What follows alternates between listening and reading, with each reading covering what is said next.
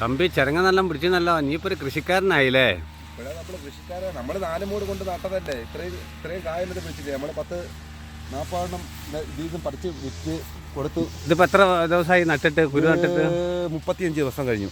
ഇതൊരു തണ്ണിമത്തൻ്റെ വലിപ്പം ഉണ്ടല്ലോ അല്ലേ? 35 ദിവസം കഴിഞ്ഞു.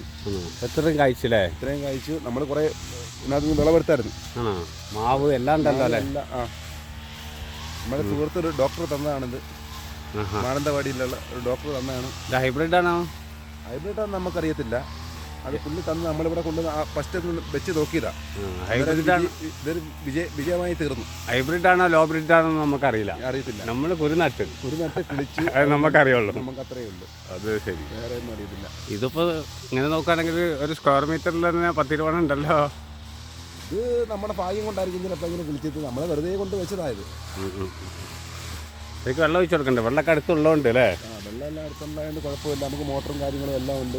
ബാക്കിയുള്ള കൃഷിയൊക്കെ തീർത്തി പോകുന്നു അല്ലേ? എല്ലാം ഇങ്ങനെ പോയിക്കൊണ്ട് നമ്മളെല്ലാം ചെറുതായിട്ട് ചെയ്തുകൊണ്ടിരിക്കുന്നേ ഉള്ളൂ. മാവുണ്ട്. ഒരു കൃഷിക്കാരൻ പറയാനായില്ല.